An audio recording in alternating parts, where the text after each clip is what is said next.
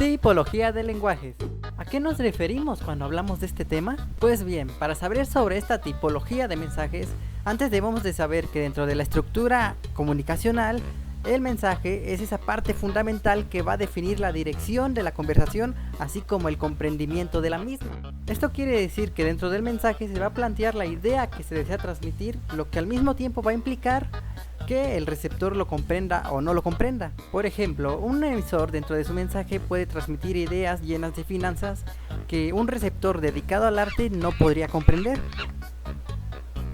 Es aquí cuando cobra sentido e importancia el mensaje, ¿ok?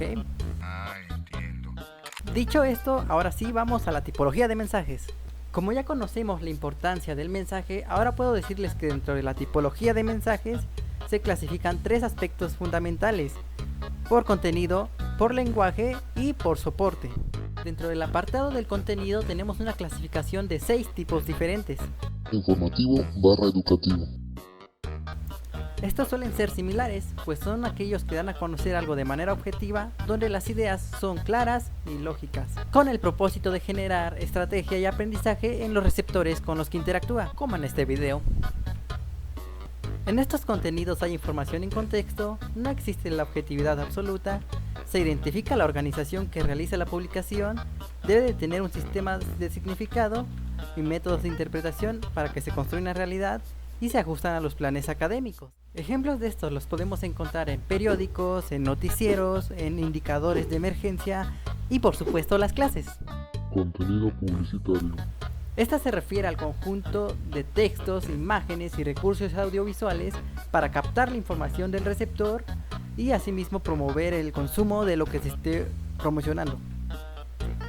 Estos mensajes deben ser claros, pues tienen su base en la creatividad del editor, deben ser concisos, es decir, que tengan brevedad y concisión para un análisis rápido, deben ser focalizados, es decir, que se concentren en lo que ofrecen, deben ser directos, es decir, un mensaje sin rodeos básicamente, y deben ser creíbles, pues lo que estén ofreciendo no debe exagerarse a más de lo que en verdad pueda ser el producto.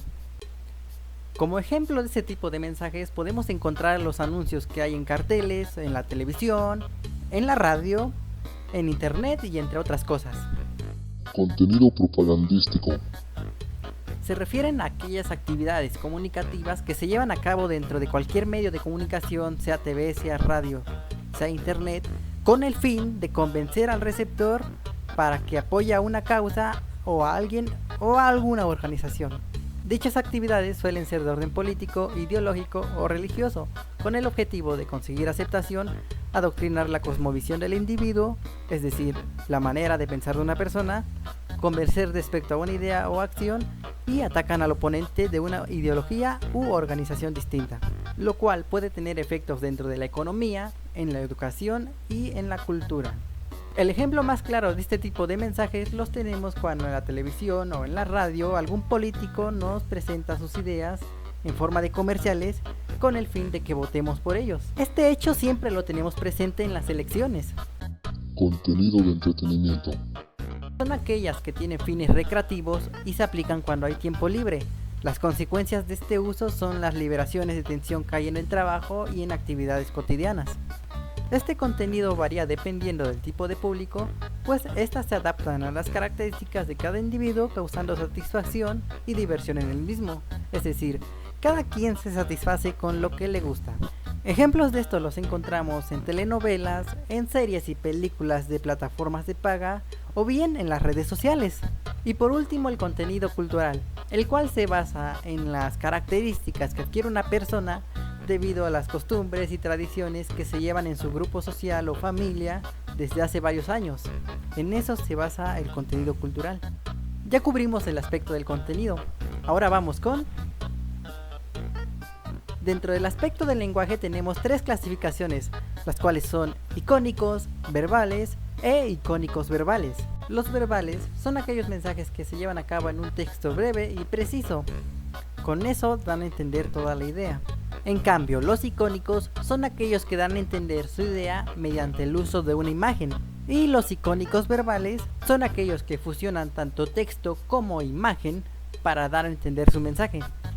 Eso fue todo dentro del apartado de lenguaje. Y para finalizar, dentro del aspecto del soporte, se hace referencia a aquellos medios de comunicación tecnológicos de hoy en día que se usan para transmitir los mensajes. Estos medios de comunicación se dividen en 4 tipos. Medios impresos, los cuales conocemos como revistas, periódicos o carteles.